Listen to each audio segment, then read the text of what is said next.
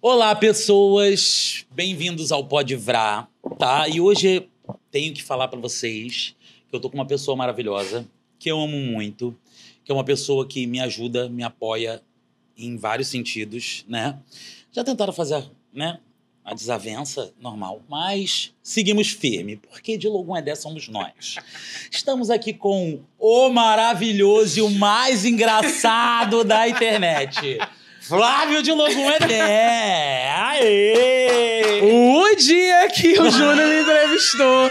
Ele me entrevistou. A gente adora o Airace, vai. Então, amigo, tá feliz? Tô feliz. Eu adorei essa apresentação que você fez. É, gente, mas descreveu você Inclusive, todinho. ainda tentou usar É o seu discórdia, foi jeitinho. ótimo. É. Não, é o seu jeitinho. É o nosso jeitinho, né? Obrigado. Eu vim aqui primeiro te perguntar uma coisa que acho que todo mundo quer saber, apesar de a gente já ter falado na internet, tanto eu quanto você, só que os vídeos descem e os seguidores novos não acompanham. Como você começou, porque todo mundo sabe que Flávio foi evangélico, tá? Mas como você começou na Umbanda? Então, gente, o pessoal tá acostumado a contar as histórias da minha mãe, né? E comecei com a história da minha mãe também, por quê?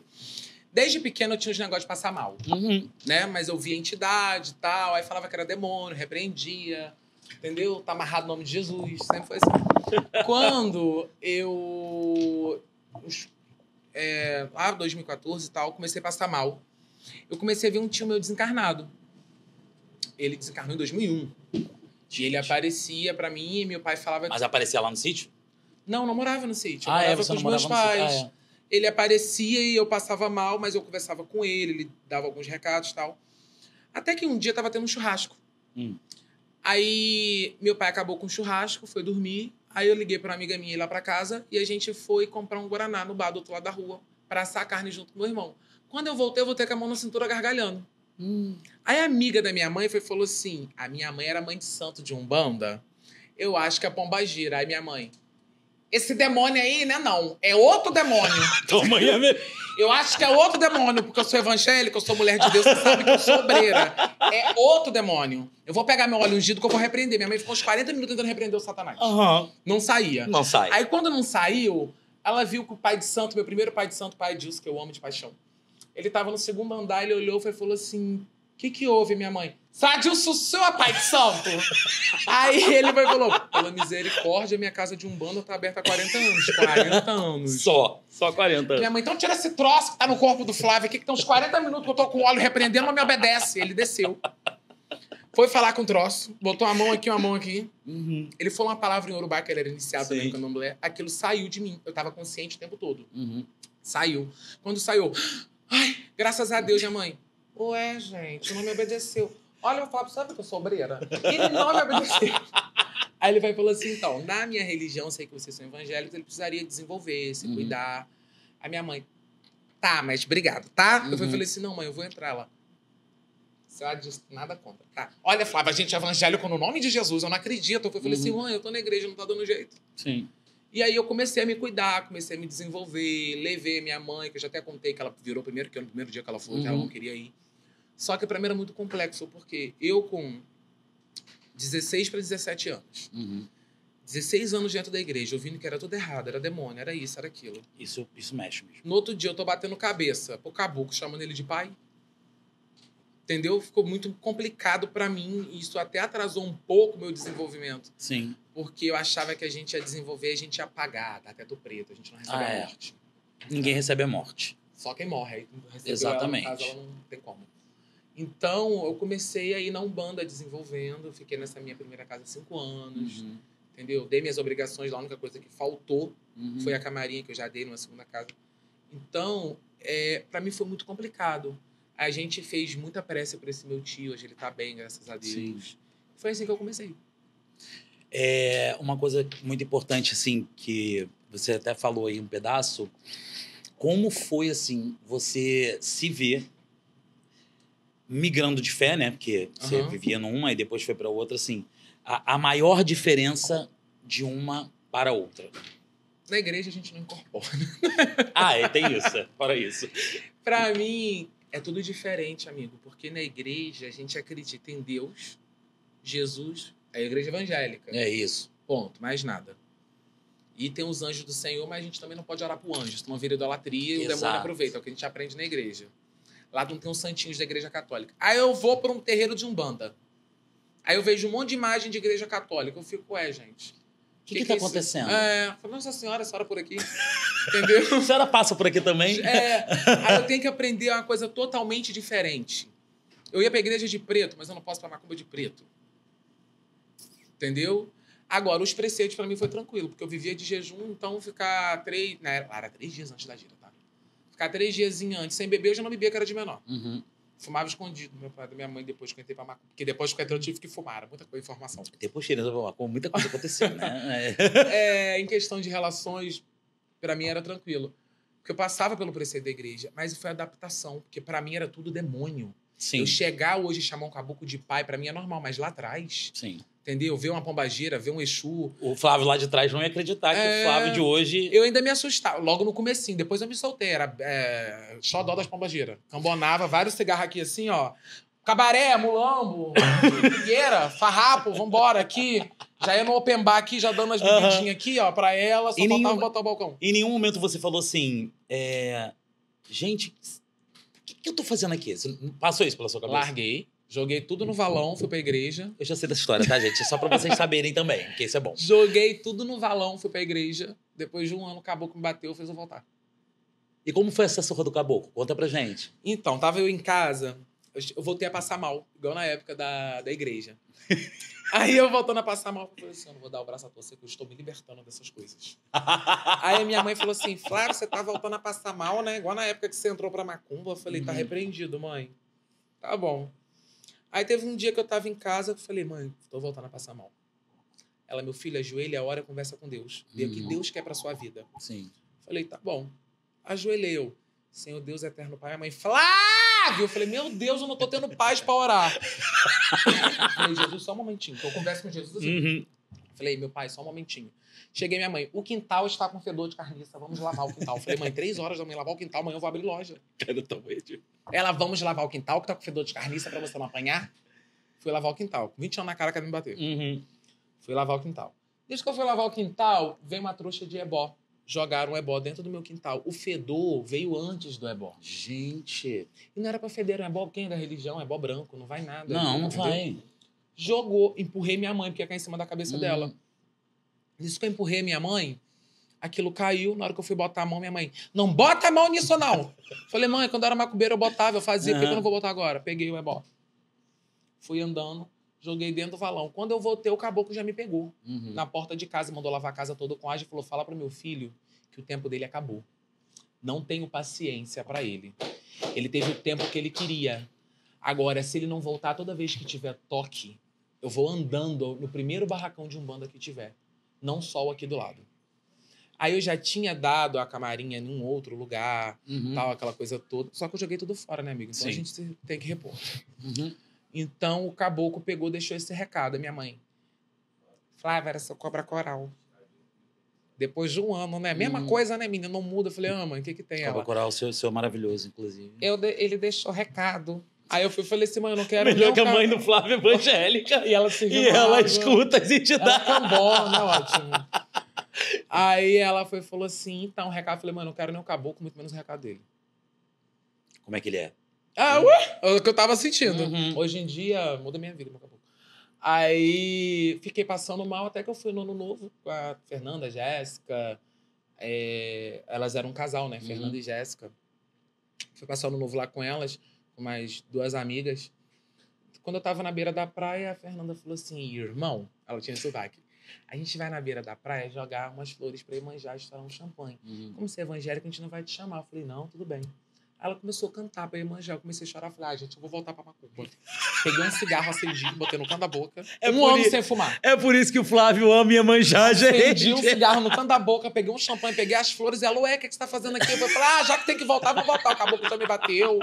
Aí eu adociaba, estourei o negócio. Ela tá conversando com Iemanjá fumando. Eu falei, meu amor, fiquei um ano fora dela. Aquela vai me comer. Joguei, voltei. Ela, mas você ficou um ano sem fumar? Eu falei, mas eu preciso fumar, porque eu voltei pra macumba. Já me dá uma cerveja aqui. Ela, você ficou um ano sem beber? Eu falei, vai, voltei agora. Assim que eu voltei.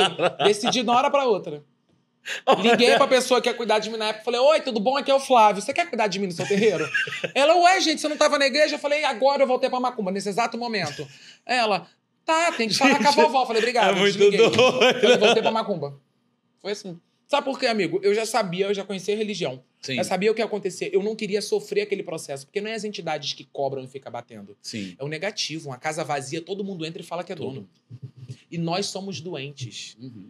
O mais doente somos nós. Uhum. Não é aquele que tá ali na assistência. É a Sim, gente que é doente. sim. A gente dá a consulta pra pagar os nossos karmas. Exatamente. Então, quem precisa sou eu. Não é Sim. eles que precisam de Claro, mim. nunca eles precisam da Então gente. eu fui. A gente precisa deles, inclusive, tá? É porque a gente vê alguns médiums hoje em dia falando que... Tratando a entidade como se fosse posse, como se fosse... Sumo do universo. Como se fosse o nosso leque aqui, ó. É.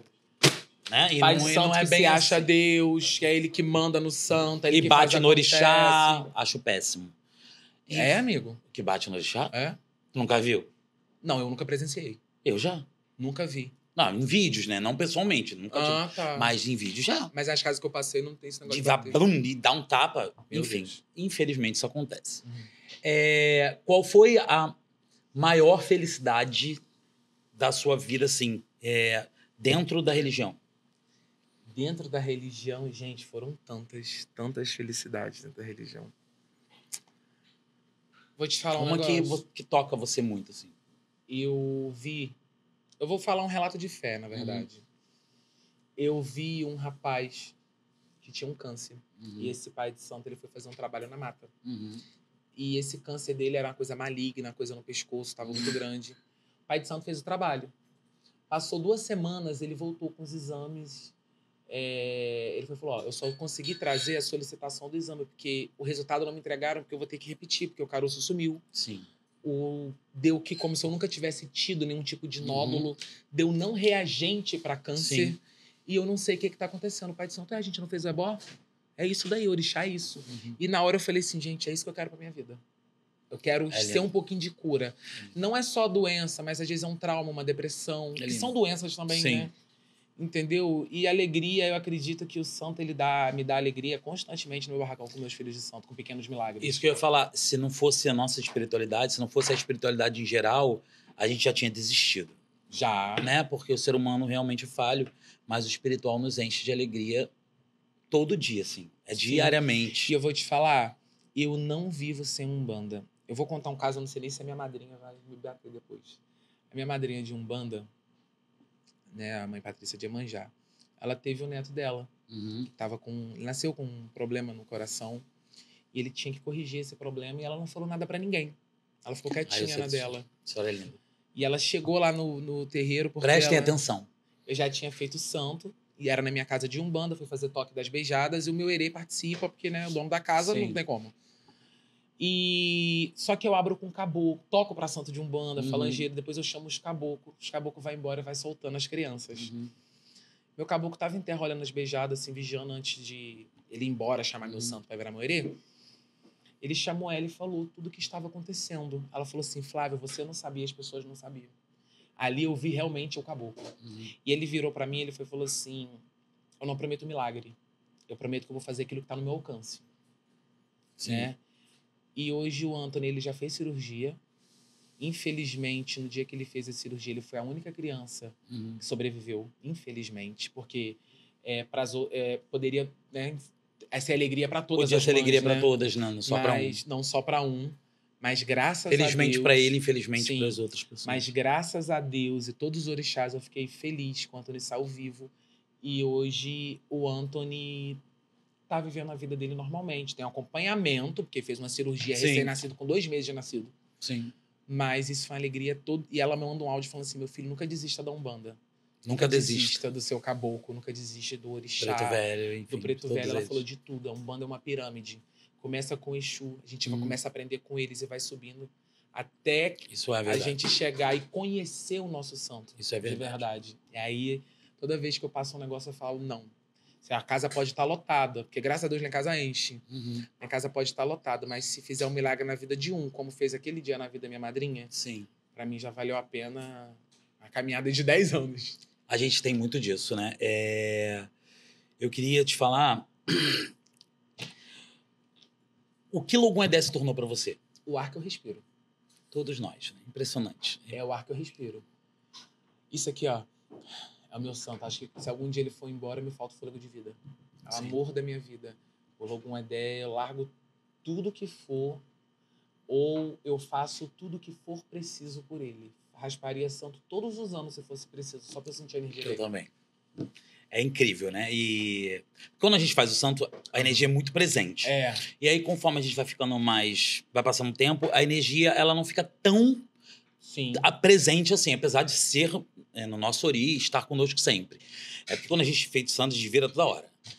É maravilhoso, inclusive. Mas a gente sente falta disso Eu sinto no porque decorrer. parece que a gente tem um contato direto com o orixá. ali naquele Exatamente. momento. E quando a gente toma obrigação, esse contato volta, né, muito forte também. Inclusive, já estou ansioso, obrigação de 3.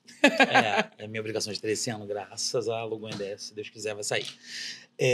Mas assim, quando você migrou pro Candomblé, né? Você já era pai de santo, já tinha casa de umbanda, você migrou pro Candomblé. Você sentiu qual diferença, assim? Eu senti uma coisa que pra mim foi boa. Filho. Como assim? Ser filho. Ser filho. Porque a gente é pai, às vezes a gente esquece que a gente precisa ser filho. E ali eu tava no momento, porque eu entrei pro axé em agosto Uhum. e em novembro eu recolhi pra sair em dezembro. Então, em pouco tempo, eu consegui me sentir filho. Sim. Ser cuidado, ter a presença Ser do orixá, abraçado, estar sem parar. sendo gerado. Eu estava magoado, eu estava Uhum. machucado com coisas que tinham acontecido e aconteceu durante Sim. também meu recolhimento, mas ali eu fui abraçado e fui gerado. Eu não sofri durante o meu recolhimento. Existem muitas pessoas que sofrem, muitas pessoas que acabam se decepcionando, mas ali dentro eu não sofri nada. Eu fui, pelo contrário, eu fui gerado e fui muito bem tratado. Eu vou só fazer um bate-bola rapidinho com você. Umbanda pra você. Amor. Filhos. Vida. Porque eu não vejo sem eles. Eu não tenho vontade de enforcar, mas... Candomblé. Relacionamento que eu tô construindo. Casa de santo. A escola. E o hospital. Amigos. Poucos. Você é um deles. Família. Minha base, eu não consigo viver sem a minha família, tá? Que me mantém de pé é minha família. Tia Cláudia. O espiritual em geral. É o ar que eu respiro. E esse ar, quem sobra é Logum Edé. O que você falaria pro Flávio lá de trás? Amadureça, acorda enquanto é tempo, pra não ficar tarde demais. Águia tem que voar com águia. E o que você falaria pro Flávio lá da frente? Eu espero que você tenha aprendido alguma coisa pra gente não errar de novo, tá difícil aqui pra gente. Amigo, muito obrigado, tá? Maravilhoso sempre estar com Sempre que você. me chamar pro seu podcast, eu vou vir. Pro nosso. É maravilhoso sempre estar com você. Queria agradecer aos nossos patrocinadores, o Muloia Produções e Ribeiro e Oliver, tá? Muito obrigado por estarem conosco. E muito obrigado Eu que mais uma agradeço. vez. E é isso. Se inscrevam no canal, ativem o sininho, compartilhem o vídeo, comentem muito, tá? E se vocês quiserem mais entrevistas, já sabe, né? Com o Flávio é só vocês pedirem aí que a gente vai fazendo mais bate-bola, eu e ele. Um beijo, muito obrigado, amigo. Eu que agradeço. Beijo e o dia que eu fui entrevistado pelo Júnior. E boa noite a todos e pode... Vrá!